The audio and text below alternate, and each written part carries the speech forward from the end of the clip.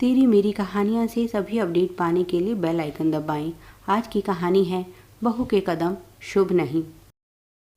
घंटी की आवाज़ सुनकर राखी ने दरवाज़ा खोला तो सामने उनकी पड़ोसन जया आंटी खड़ी थी।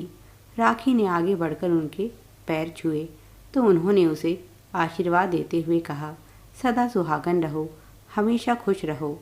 तुम्हारी सास घर पर है या नहीं? उन्होंने मिठाई का डब्बा राखी की तरफ बढ़ाते हुए कहा। राखी बोली, इस समय तो माँ घर पर नहीं है, क्या कुछ ज़रूरी काम था? जया आंटी बोली, नहीं नहीं, मैं तो बस ऐसे ही पूछ रही थी। उनके हाथ में बड़ी सी थैली देखकर राखी ने पूछा, यह मिठाई किस खुशी में है?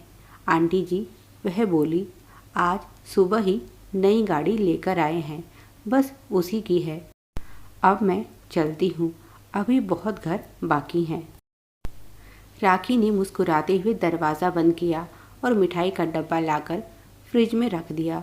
कुछ देर बाद जब उसकी सास मीनाक्षी जी बाजार से लौटी तो राखी ने उन्हें जया आंटी के आने के बारे में बताया। उस समय तो राखी की सास कुछ नहीं बोली, पर अगले दिन जब जया आंटी उसकी सास से मिलने आई तो उनका वही पुराना राग शुरू हो गया। जया और मीनाक्षी दोनों पक्की सहेलियां हैं और दोनों के बेटों की लगभग एक ही साथ शादी हुई थी। मीनाक्षी जी के बेटे सिद्धार्थ और जया के बेटे कपिल की शादी में लगभग 1 महीने का ही अंतर था। दोनों साथ ही पढ़े और एक साथ ही दोनों ने नौकरी करनी शुरू की।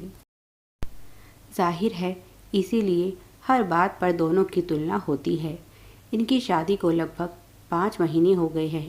पहले तो मीनाक्षी जी बहुत खुश रहती थी क्योंकि उनकी बहू राखी जया की बहू प्रियंका से 21 थी, पर पिछले 2 महीने से उनकी यह खुशी जाती रही क्योंकि शादी के बाद जहां कपिल का प्रमोशन हुआ वहीं सिद्धार्थ की नौकरी जाते जाते बची। प्रियंका का संबंध एक साधारण परिवार से है, जिस कारण वह जया आंटी के मन मुताबिक दान दहेज लेकर नहीं आई थी, इसीलिए उन्हें अपनी बहू पसंद नहीं थी। जबकि राखी बहुत सारा दहेज लेकर आई थी, साथ ही दहेज में गाड़ी भी लाई थी, जिसके कारण बात बात पर उसकी सास उन्हें नीचा दिखाती और कहती, आजकल गाड़ी तो मामूली चीज़ हो गई है। तुमने लड़के का रिश्ता ठीक से देखभाल कर नहीं किया। जब से कपिल का प्रमोशन हुआ है जया आंटी के सुर ही बदल गए हैं। वे मोहल्ले में सबसे कहती फिरती हैं, हमारे घर तो साक्षात लक्ष्मी आई है। जब से बहू के शुभ कदम घर में पड़े हैं, घर में तरक्की ही तरक्की हो रही है। और अब तो उन्होंने गाड़ी भी खरीद ली। उन्होंने ही राखी की सास के मन में यह बात डाल दी है कि तुम्हारी बहू शुभ नहीं है। जब राखी उनके लिए चाय नाश्ता लेकर कमरे में पहुंची तो उस समय भी वे उसकी सास को यही पट्टी पढ़ा रही थी। सच कहूँ मीनाक्षी, कहना तो नहीं चाहती, पर तुम्हारी बहू के कदम कुछ शुभ नहीं है। देखो, आते ही सिद्धार्थ की नौकरी पर मुसीबत आ गई। तुम्हारी भी तबीयत आजकल कुछ ठीक नहीं रहती। भाई साहब को कैंसर हो गया और एक मेरी बहू है। जब से घर में कदम रखे हैं चारों तरफ से खुशखबरी ही मिल रही है। इतने सालों के बाद बेटी के लड़का हो गया, कपिल का प्रमोशन हुआ, एक गाड़ी की कमी थी और अब वह भी आ गई। राखी को देखकर वे चुप हो गई। राखी ने एक नज़र अपनी सास के चेहरे पर डाली।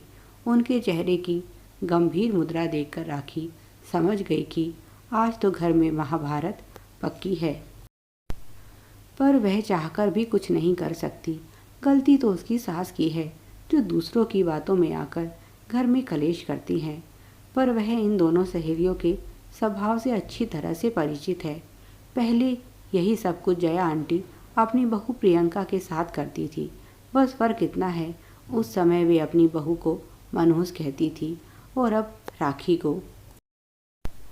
ना जाने कितनी बार राखी ने खुद अपने कानों से उन्हें अपनी सास के सामने अपनी बहू प्रियंका की बुराई करते सुना है।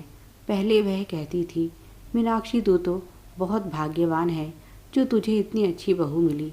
ऐसा दान दहेज पूरे मोहल्ले में आज तक कोई नहीं लाई जितना तेरी बहू लाई है, और ऊपर से नौकरी करती है, हर महीने मोटी तनख्वाह तेरे हाथ में देगी। मेरी ही किस्मत फूटी थी जो ऐसी बहू पल्ले पड़ी। और अब वही बहू अचानक से उन्हें बहुत प्यारी लगने लगी है। राखी को ऐसे दोगले इंसान बिल्कुल पसंद नहीं, जिनके लिए व्यक्ति के गुण दोष नहीं बल्कि अपना स्वार्थ मायने रखता है। जब तक उनका स्वार्थ सिद्ध होता है, उन्हें बुरे से बुरे इंसान में भी कोई दोष नज़र नहीं आता, और जैसे ही स्वार्थ पूरा हुआ, उन्हें अच्छे व्यक्ति में भी सिर्फ बुराइयां ही बुराइयां नज़र आने लगती हैं। इस तरह के लोगों से वह बचकर रहती है और ऐसी बेकार की बातों में अपना कीमती समय ज़ाया नहीं करती। कभी कभी तो उसे इन दोनों की बातें सुनकर बहुत हंसी भी आती है, क्योंकि दोनों सहेलियां हैं कि नहीं उसे नहीं पता, पर एक दूसरे की टांग खींचने का दोनों कोई मौका नहीं छोड़ती।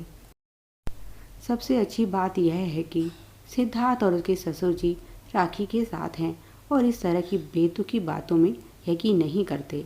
अपने ससुर का इलाज और उनकी देखभाल की सारी जिम्मेदारी राखी ने खुद पर ली है। राखी खुद एक नर्स है और जिस हॉस्पिटल में वह काम करती है, वहीं पर उसके ससुर का अच्छा इलाज हो रहा है। राखी चुपचाप कमरे से बाहर निकल आई और रात के खाने की तैयारी करने लगी। आज उसे नाइट शिफ्ट में जाना है और उसके पास इन फालतू बातों के लिए बिल्कुल भी समय नहीं। थोड़ी देर में सिद्धार्थ भी आ गया और दोनों हॉस्पिटल के लिए निकल पड़े। मीनाक्षी जी पर पड़ोसन की बातों का कुछ ज़्यादा ही असर था, इसीलिए उन्होंने आज बेटे बहू से कोई बात नहीं की। 3 दिन बाद सारी गली में शोर शराबा मचा था। जया आंटी नहीं रही, पूरा परिवार नई गाड़ी में बैठकर घूमने निकला था और एक दुर्घटना का शिकार हो गया। कपिल और उसकी पत्नी तो किसी तरह बच गए, पर दुर्घटना में जया आंटी नहीं बच पाई। जितने मुंह उतनी बातें हो रही थी। कोई कहता ना यह गाड़ी आती और ना यह दुर्घटना होती। कोई भाग्य को दोष दे रहा था तो कोई बहू को। मीनाक्षी जी भी चुपचाप लोगों की बातें सुन रही थी और मन ही मन सोच रही थी, जया की बहू के कदम शुभ थे या अशुभ, और क्या इस तरह से घर में होने वाली घटनाओं के लिए बहू को जिम्मेदार ठहराना सही है? क्या बहू के आने से पहले घर में कभी कोई समस्या आई ही नहीं थी? उन्हें अपने सवाल का जवाब मिल चुका था कि समस्याएं जीवन का हिस्सा हैं और परिवार अगर साथ हो तो हर समस्या से लड़ा जा सकता है। उन्होंने फैसला किया कि समस्याओं के लिए बहू को दोषी ठहराने की बजाय अब से वे उनका हल खोजने की कोशिश करेंगी और दूसरों के बहकावे में आकर अपनी बहू से नहीं लड़ेंगी। Please like, share and subscribe. Thanks for watching.